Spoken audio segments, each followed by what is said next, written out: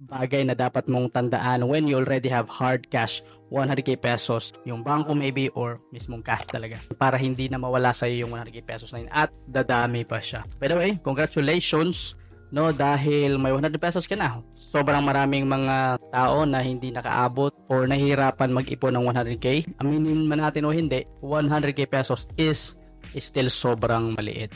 Ano ba yung pwede mong mabili sa 100k pesos, di ba? Wala pa masyado, isang cellphone lang yan, tsaka isang travel, ubos na yung 100k pesos mo. So hindi ka makakabili ng bahay, okay? So motor, siguro pwede makabili ka ng isang motor, pero wala na, ubos na kagad.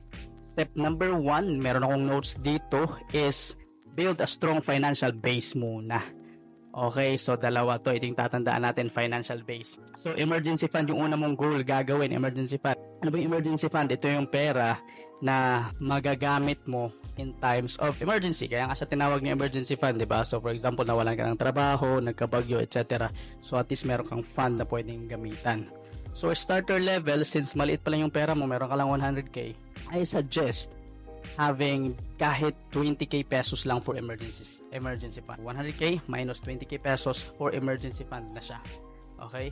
So, yung emergency fund na yon, pwede mo siyang ilagay sa high yield savings account or sa mga digital bank like Maya, yung sa GCash, diba? At marami pang iba.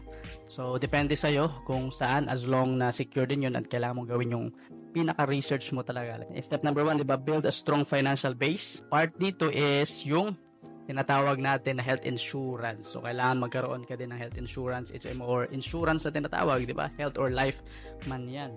So, marami namang mga affordable na insurance, di ba?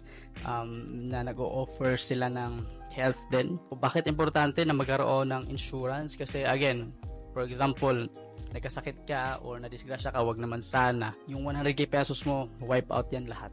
Okay? So, kailangan meron kang insurance. Pangatlong part dito sa step number 1 is skills tsaka investments mo.